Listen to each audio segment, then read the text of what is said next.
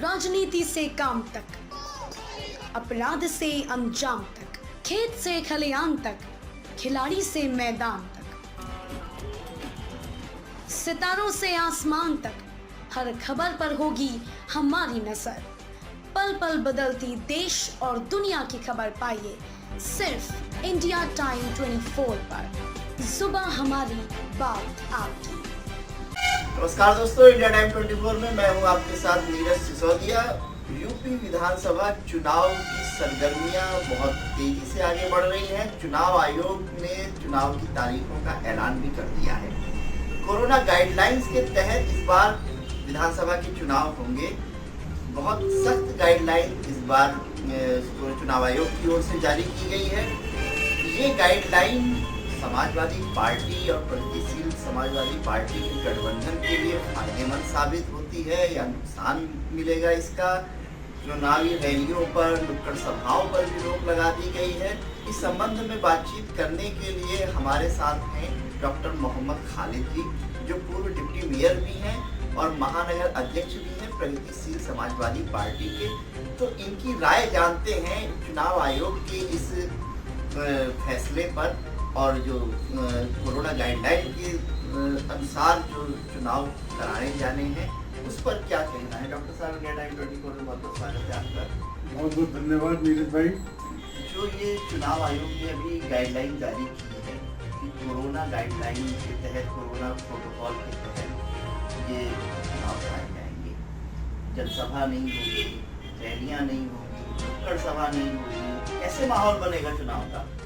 जी, मेरा तो इसमें कहना यह है कि चुनाव आयोग को एक बार पुनः विचार करना चाहिए, इसलिए कि अगर प्रजातंत्र के अंदर ये बात सही है कि गाइडलाइन को माना जाएगा, लेकिन इसके अंदर नुक्कड़ सभाओं को या जनसंपर्क को भी रोक लगा दी जाएगी तो फिर चुनाव का औचित्य क्या रह जाएगा। मतलब हम अपनी बात जो है दूसरे लोगों को कैसे पहुंचा पाएंगे, कैसे बता पाएंगे।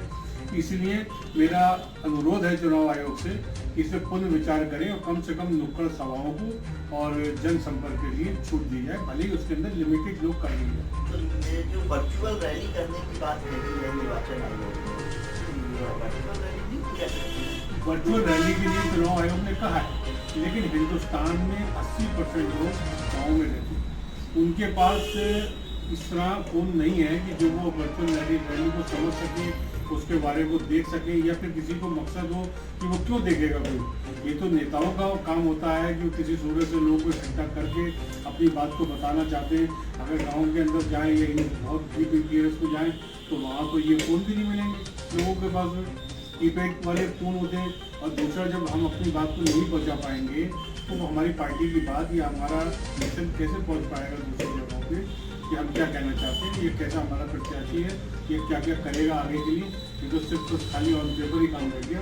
तो ये तो सारे दलों के लिए होगा ना, भाजपा के लिए? बिल्कुल सारे दलों के लिए होगा, इसमें कोई दो राय नहीं है। लेकिन मुझे नहीं लगता कि प्रजातंत्र के अंदर इतना कठोर फैसला लेना चाहिए। ये तो चुनाव आगे बढ़ा देना चाहिए था। अगर जब इतनी वो थी गाइडलाइन की चिंता थी, क्योंकि जो स्वास्थ्य विभाग से संबंधित लोग हैं वो सबने बताया कि अप्रैल में खत्म हो जाएगा कोरोना का ज़्यादा प्रभाव, उसको अप्रैल के बाद चुनाव किया जा सकता था। लेकिन इन सब रैलियों को और ये नुक्कड़ सभाओं को और ये जनसंपर्क को रोक लगा के चुनाव कराने का औचित्य प्रजातंत्र का हनन है। प्रजातंत्र का हनन बता रहे हैं डॉक्टर खालिद साहब इसे। निर्वाचन आयोग की जो गाइडलाइंस जारी हुई हैं उनके बारे में थोड़ा सा बात करेंगे। क्या गाइडलाइन आपको लगता है कि नहीं होनी चाहिए? देखिए, गाइडलाइन चुनाव आयोग ने सीधी सी बात ये कही है कि भाई कोरोना को देखते हुए इस पर रोक लगाई गई है। अभी 2 दिन पहले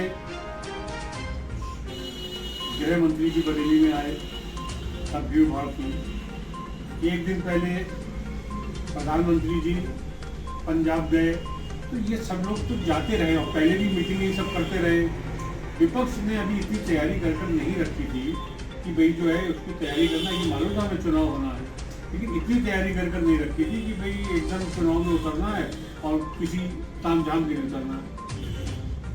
चुनाव में प्रजातंत्र में जब तक टेम्पू नहीं दिखाया जाता है, जब तक टेम्पू न बनेगा, तो चुनाव में 10 से 15% वोटर ऐसा होता है कि जो उस टेम्पू के साथ वोट देता है तो वो देखता है कि भाई किस पार्टी का जोर है, किस पार्टी का टेम्पो ज्यादा है, तभी तो ये सब चीजें लगती है। पोस्टर, झंडे, बैनर आदमी लगाता था, उसका मकसद सिर्फ यही तो होता था कि टेम्पो लेकर। चुनावी माहौल जो है, चुनावी माहौल जब तक नहीं बनेगा तो चुनाव में तो मातम जैसा लगेगा। तो इसलिए मेरा कहना ये है कि चुनावी माहौल बनाने के लिए इस तरह से छूट दी जानी चाहिए थी, ताकि जो है कोविड का भी गाइडलाइन का फॉलो होता रहे और काम भी हो सकता है। अगर 5 लोग जाके जनसंपर्क कर सकते हैं तो क्या बुराई है। देखिए चुनाव लड़ रहा है तो 5-10 लोग जाके और कोविड की गाइडलाइन के अनुसार मास्क लगा के जाके जनसंपर्क करें। यानी इसका सबसे ज्यादा नुकसान विपक्ष को होगा। विपक्ष को पूरी तरीके से होगा, क्योंकि सरकार में जब रहते हैं सरकार तो अपना प्रचार किसी माध्यम से कर ही लेती है।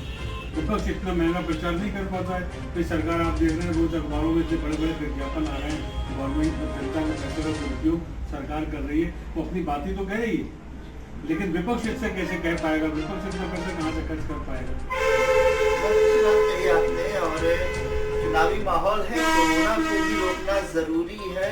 बहरहाल देखते हैं निर्वाचन आयोग क्या इस पर खुला विचार करता है या नहीं करता है। इंडिया टाइम 24 को अपना कीमती समय देने के लिए, हमसे बातचीत करने के लिए बहुत बहुत शुक्रिया। धन्यवाद।